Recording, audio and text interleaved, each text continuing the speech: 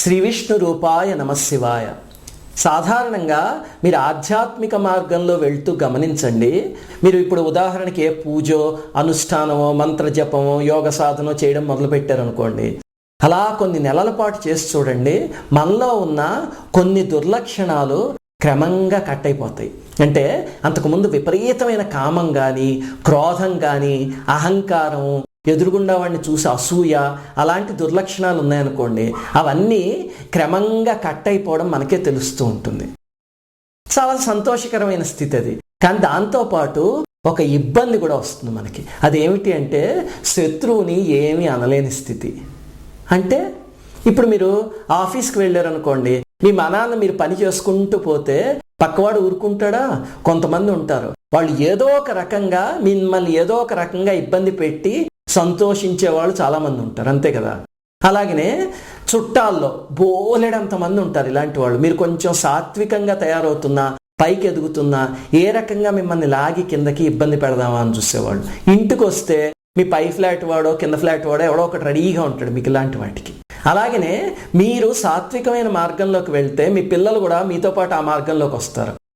మిగతా పిల్లలు వాళ్ళని రకంగా ఇబ్బంది పెడతారు. మరి అలాంటప్పుడు ఏం చేయాలి, మనం ఎలా ఎదుర్కోవాలి దీనికి 2 మార్గాలు ఉన్నాయి.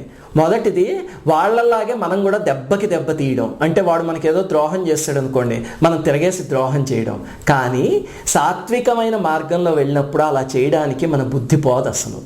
ఇప్పుడు ఒక కుక్క వచ్చి మనకి కరిచింది అనుకోండి, మనం వెళ్ళి ఆ కుక్క తోకపుచ్చుకుని గట్టి కరుస్తామా? కరవం కదా. ఎందుకంటే అది కుక్కరా, అది కరవడం దాని తత్వము. మనం మనుషులం, మనకి జ్ఞానం ఉంది, కరవకూడదు అని చెప్పి మనం వెళ్ళి ఇంజెక్షన్ చేయించుకుంటాం, దాని కరవం అంతే మనం. అవును కదా. అలాగనే సాత్వికమైన మార్గంలో వెళ్ళినప్పుడు అలా దెబ్బలాట ఒకవేళ మనం వేసుకొచ్చినా ఇంటికి రాగానే మన మీద మనకే అసహ్యం కలుగుతుంది. చిచి, అనవసరంగా దెబ్బలాడాం, ఎందుకు దెబ్బలాడామని. మరి అలాంటి వాళ్ళని ఎలా ఎదుర్కోవాలండి దెబ్బకి దెబ్బ తీయకుండా అంటే? దానికి కొన్ని మార్గాలు ఉన్నాయి. అవి ఏమిటి అంటే, మొట్టమొదటిది, ఎదురుగుండావాడు కానీ చాలా పెద్దగా శత్రుత్వం పూని మన విపరీతంగా ఇబ్బంది పెడుతున్నాడు అనుకోండి, అప్పుడు ప్రత్యంగిర ఉపాసన కానీ, నృసింహ ఉపాసన కానీ, నాగోపాసన కానీ ఇలాంటివి ఎవరైనా చేశారనుకోండి, అసలు శత్రువు ఎవ్వడు మీ జోలికి రాలేడు. వచ్చాడంటే వాడి పని అంతే. కానీ ఈ ఉపాసనలు అవన్నీ చేయడం చాలా కష్టం, తేలికైన పని కాదు, అంతే కదా. దానికి 2వ మార్గం ఏమిటి అంటే, మీరు రోజు దుర్గా సూక్తం కానీ, లేకపోతే ఖడ్గమాల స్తోత్రం కానీ, నారాయణ కవచం కానీ ఇలాంటివి చదవడం మొదలుపెట్టారనుకోండి, కొన్ని రోజుల పాటు చదివి చూడండి, ఇలాంటి వాళ్ళందరి నుంచి మీకు ప్రొటెక్షన్ ఏర్పడుతుంది, ఒక రక్షణ వలయం ఏర్పడుతుంది మీ చుట్టూ. అనగానే ఏమండి ఎలా చదువుతాం? దుర్గా సూక్తం అంటే ఎక్కడో వేదంలో ఉంది, దానికి స్వరాలు అవన్నీ గురువు గారి దగ్గరికి వెళ్ళి నేర్చుకోవాలి. ఆ నారాయణ కవచం అయితే అసలు నోరు తిరగదు, ఎంత కష్టంగా ఉంటాయండి ఆ పదాలన్నీ. మరి ఎలాగా అంటే, దానికే మన మహాత్ములు ఋషులు మనకి ఒక తేలికైన 5 మంత్రాలు లాంటి చిన్న చిన్న శ్లోకం ఇచ్చారు. వాటిని కానీ మీరు నేర్చుకుని మీ పిల్లలకి నేర్పించండి. నేర్పించి రోజు కానీ చదివించారనుకోండి, మీకు ఈ రకమైన ఇబ్బంది అసలు రానే రాదు. వస్తే ఎలా రక్షించాలో ఆ మంత్రాలకి తెలుసు. ఇప్పుడు అవేమిటి అనేది చూద్దాం. దీన్ని పంచాయుధ స్తోత్రం అంటారు. అంటే విష్ణుమూర్తి చేతిలో 5 ఆయుధాలు ఉంటాయి కదా, ఆ 5 ఆయుధాల యొక్క శక్తిని మన దగ్గరికి తీసుకుంటే కనుక అవి మన చుట్టూ ఉండి మన రక్షిస్తాయి అన్నమాట. అలా చేయగలిగే శక్తి ఈ మంత్రాల లాంటి స్తోత్రానికి ఉంది. అనగానే ఏమండి దీనికి గురువుగారు ఉపదేశం అవసరమా?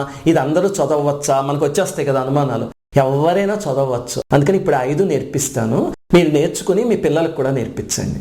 మీకు ఇంకొక అనుమానం వస్తుంది, ఇవి చదివితే ఏమవుతుందండి అంటే, ఒక శత్రువుని నేను టార్గెట్ చేసి చదివేస్తే రేపొద్దున అయ్యేసరికి ఈ స్తోత్రం వెళ్ళి వాడిని చీల్చి చెండాడేస్తుంది. వాడు రేపొద్దున ఇంక మంచం మీద నుంచి లావడం, నేను కాలింగ్ బెల్ కొట్టినా సరే. అది ఏం జరుగుతుంది అనేది కాసేపట్లో చెప్తాను మీకు. ముందు అసలు ఈ స్తోత్రం నేర్చుకుందాం. ఇందులో మొట్టమొదటి శ్లోకం ఇదిగో ఇది. స్ఫురత్ సహస్రార శిఖాతి తీవ్రం సుదర్శనం భాస్కర కోటి తుల్యం సురద్విషాం ప్రాణ వినాశి విష్ణో చక్రం సదాహం శరణం ప్రపద్యే. ఇది మొట్టమొదటి శ్లోకం.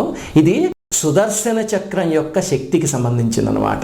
ఈ శ్లోకాన్ని కానీ మీరు భక్తిగా చదవగలిగితే సుదర్శన శక్తి వచ్చి మిమ్మల్ని కాపాడడం మొదలు పెడుతుంది.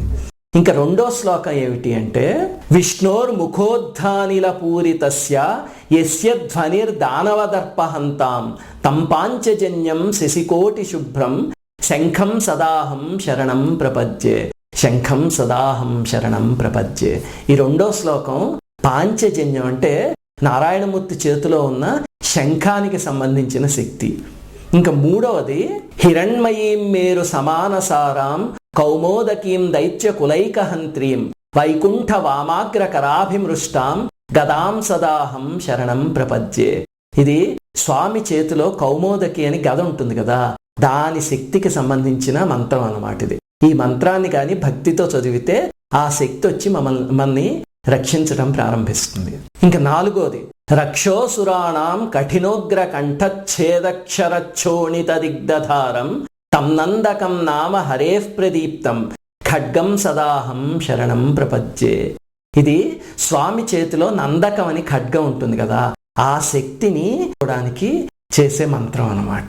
ఇంకా ఆఖరిది పంచాయుధ స్తోత్రంలో 5 ఆయుధాలు కదా, ఇప్పుడు ఆఖరి ఆయుధం స్వామి చేతిలో ఉన్న శార్ంగం అనే ధనస్సుకి సంబంధించిన శక్తిది.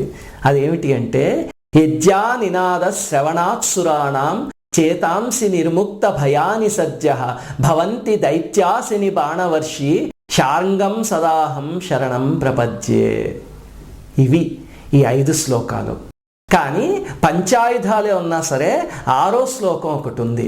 అదేమిటండి? మరి 5 కదా ఆయుధాలు అంటే, ఈ ఆయుధాలు ఎవరి చేతిలో ఉంటాయి? ఆయన చేతిలో, అంతే కదా, ఆయన పంపించాలి వీటిని. ఆయుధాలు అంటే ఒక వస్తువు అనుకోకండి, అవి వస్తువులు కాదు, అవి చైతన్య శక్తులు. అందుకే స్వామి ఆధీనంలో ఉంటాయి, ఆయన పంపిస్తే వచ్చి మనని కాపాడతాయి. అందుకని ఎవరి ఆధీనంలో ఉన్నాయో ఆయన్ని ప్రార్థించాలి. ఆయన ఎప్పుడు ప్రార్థించినా గుర్తుపెట్టుకోండి, విష్ణుమూర్తిని ప్రార్థిస్తే లక్ష్మీదేవిని, లక్ష్మీదేవిని ప్రార్థిస్తే విష్ణుమూర్తిని, ఇద్దరిని కలిపి ప్రార్థించాలి. దాన్నే సమయాచారం అంటారు. మనం ఇదివరకు చాలా వీడియోల్లో చెప్పుకున్నాం దాని గురించి. అలాగా ఇద్దరిని కలిపి పూజిస్తేనే మనకి ప్రయోజనం ఉంటుంది. అందుకని వాళ్ళిద్దరిని ప్రార్థించటానికి కూడా ఒక శ్లోకం ఉంది, అదే 6వ శ్లోకం. సశంఖ చక్రం సగదాసి శార్ంగం పీతాంబరం కౌస్తుభవత్స చిహ్నం శ్రియా సమేతోజ్వల శోభితాంగం విష్ణుం సదాహం శరణం ప్రపద్యే. విష్ణుం సదాహం శరణం ప్రపద్యే. ఇది ఆఖరి శ్లోకం అన్నమాట. ఈ 6 శ్లోకాలు కానీ మీరు నేర్చుకుని మీ పిల్లలకి నేర్పించి రోజు భక్తితో చదివించండి. భక్తితో అంటే అది చదువుతూ ఉంటే స్వామి చేతిలో ఉన్న ఆ ఆయుధాన్ని స్మరించగలగాలన్నమాట. ఆ రూపం మనకు గుర్తొచ్చి ఆయుధం గుర్తు రావాలి. అలా రాగానే వాటి శక్తి యాక్టివేట్ అయ్యి మనని కాపాడడం మొదలు పెడుతుంది. ఇప్పుడు ఎలా పనిచేస్తుందండి? అది ఇందాక చెప్తా ఉన్నాను కదా, అది ఇప్పుడు చూద్దాం. ఇది వెళ్ళి శత్రువులందరినీ నాశనం చేసేస్తుందా? అది అర్థం కావాలి అంటే మొట్టమొదట అసలు శత్రువులు అంటే ఎవరో అర్థం కావాలి. నిజంగా వెళ్ళిది అందరినీ సర్వనాశనం చేసేస్తే ఇంక లోకంలో ఎవడో మిగలడు. ఎందుకంటే చెడు లక్షణాలు లేనివాడు ఎవడున్నాడు చెప్పండి? ఒక్కడైనా. చివరికి మనం కూడా ఉండం. మనలో కూడా ఏవో ఒక దుర్లక్షణాలు ఉండనే ఉంటాయి కదా. మరి ఏం చేస్తుందండి ఇది అంటే, ముందు మన శత్రువులు ఎవరు అనేది చూద్దాం. మనకి ఎప్పుడు 3 రకాల శత్రువులు ఉంటారు. మొట్టమొదటి వాడు బయట నుంచి వచ్చే శత్రువు. అంటే ఇందాక నేను మీకు చెప్పాను కదా, ఆఫీసులోను అపార్ట్మెంట్లోను ఇలాంటి వాళ్ళందరూ, వాళ్ళ నుంచి ఆ సుదర్శన శక్తి మనని కాపాడుతుంది అన్నమాట. ఎలా కాపాడుతుంది? అది మొట్టమొదటి ఏం చేస్తుందంటే వాళ్ళని మనకి అలైన్ చేయడానికి ట్రై చేస్తుంది. వాళ్ళ మనస్సు మార్చి మన దగ్గరికి తీసుకురావడానికి. వాడు మారని మొండివాడు అనుకోండి, అంటే వాడి పూర్వజన్మ కర్మ అలా ఉండి ఆ దుష్కర్మతో వాడి మాట వినని వాడు అనుకోండి, వాడిని మన నుంచి దూరంగా పంపించేస్తుంది ఏదో ఒక రకంగా. ఇప్పుడు ఆఫీసులో మిమ్మల్ని ఒక ఆవిడ ఎవరో విపరీతంగా ఇబ్బంది పెడుతోంది అనుకోండి, మీరేమీ అక్కడ శత్రుత్వం పోనొద్దు, చక్కగా నవ్వుతూ పలకరించండి. ఇంటికి వచ్చి స్తోత్రం చేయండి. అది కూడా ఆవిడ మీద శత్రుత్వంతో కాదు, ఈ రక్షణ కోసం అంతే.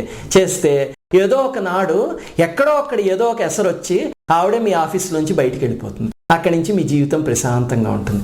ఆ రకంగా చేస్తుంది అనమాట.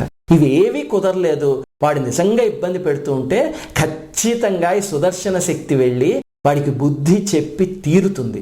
అంబరీషుడు జోలికి దూర్వాస మహర్షి వస్తే అంతోటి మహర్షి అని చెప్పి ఊరుకుందా ఈ సుదర్శన చక్రం చెప్పండి. వెళ్ళి ఆయన 30 తిప్పలు పెట్టి 3 చెరువులు నీళ్ళు తాగించి చివరికి అంబరీషుడు పాదాల దగ్గరికి తీసుకొచ్చి పడేసింది. అంతేనా? అలాగా కాపాడుతుంది. మిమ్మల్ని ఎప్పుడు ద్రోహం చేద్దాం మీకు అని వాడు ప్రారంభించినా వాడికి ఎక్కడో ఏదో జరుగుతుంది. వాడు అలా 4 సార్లు గమనించి అయ్యి బాబోయ్ వీళ్ళకి ఏమన్నా చేస్తే మనకు అంటుకుపోతుంది, మనం వాళ్ళ జోలికి వెళ్ళొద్దులే అనుకుని వేరే వాళ్ళని చూసుకుంటాడు, వేరే పార్టీని. ఆ రకంగా మనం సుఖంగా ఉండొచ్చు. ఇలాగా ఈ సుదర్శన శక్తి మనని బయట నుంచి వచ్చే శత్రువుల నుంచి కాపాడుతుంది. అంతే కదండి, మనకి శత్రువులు అంటే ఇంకెవరు ఉంటారు? మన లోపల ఉంటారు బోల్డ్ మంది, వాళ్ళు అందరికన్నా పెద్ద శత్రువులు, అంతే కదా. కామం, క్రోధం, అసూయ. చూడండి, ఎవడైనా ఎదుగుతున్నాడు అంటే మనకి మొట్టమొదటి అసూయ వచ్చేస్తుంది. ఆ శత్రువుల్ని జయించకపోతే వాడు ఇక్కడి నుంచి కాల్చేస్తూ ఉంటాడు. బయట శత్రువు కన్నా ప్రమాదం అనమాట. అలాగనే మనలో అజ్ఞానం, భయం ఇలాంటివన్నీ ఉంటాయి కదా, వాటి నుంచి కాపాడడానికే నందకం, శార్ంగం, కౌమోదకి అవన్నీ ఉపయోగపడతాయి అన్నమాట. మనకి ఏదో ఒక చోట వేటూ సుందరామూర్తి గారు అనుకుంటారు, రాశారు చూడండి, హరిషడ్వర్గము తెగనరికే హరి ఖడ్గం ఇది నందకము అని. ఆ హరిషడ్వర్గాలు ఏమున్నాయో వాటిని ఖండించే శక్తి ఉన్నవి ఈ 3 అనమాట. ఆ 3 శ్లోకాలు అలా ఉపయోగపడతాయి మీకు. ఇంకా 3వ రకం శత్రువు ఎవరు? మీకు అసలు ఒక అనుమానం వస్తుంది, ఏమండి ఇవన్నీ ఆయుధాలు బాగానే ఉన్నాయి, శంఖం ఎక్కడైనా ఆయుధం అండి అంటే మనకు ఇంకొక పెద్ద శత్రువు ఉన్నాడు. వాడెవడు అంటే మన మాట. ఆలోచించి చూడండి, మనం ఎవరితో శత్రుత్వం పెంచుకున్నా సామాన్యంగా మన మాట ద్వారానే ప్రారంభం అవుతుంది. అది ఏదో ఒకటి తోలుతాం, ఏదో ఒకటి వాగుతాం, వాగేసరికి చివరికి వాడికి మనకి గొడవ మొదలవుతుంది. ఆ మాటని చక్కగా సాత్వికంగా ఉంచుకోవడానికి ఈ శంఖం యొక్క శక్తి పనికి వస్తుంది అనమాట. అది ఎలాగండి? మీరు ధ్రువపాఖ్యానం తీసుకోండి. ధ్రువుడికి ఎలా మాట్లాడాలో తెలియక బెబ్బే బెబ్బే అంటుంటే అప్పుడు స్వామి తీసుకొచ్చి ఆ శంఖాన్ని ఇక్కడ తగిలిస్తారు.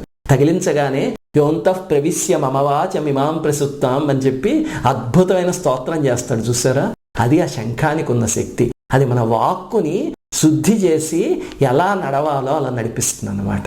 ఆ రకంగా ఈ 5 మంత్రాలు మనకు ఉపయోగపడతాయి.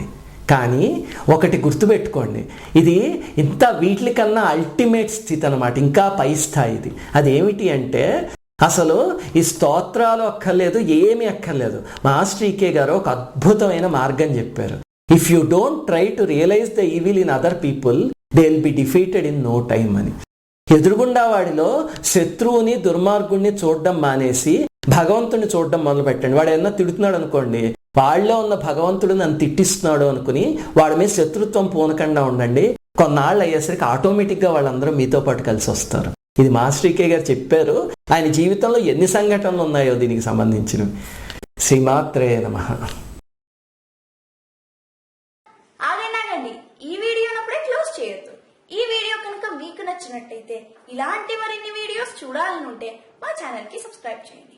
సబ్స్క్రైబ్ చేసేందుకు కింద ఉన్న సబ్స్క్రైబ్ బటన్ పైన క్లిక్ చేయండి. మేము చేసే కొత్త వీడియోస్ గురించి మీకు తొందరగా తెలుస్తుంది. Thank you.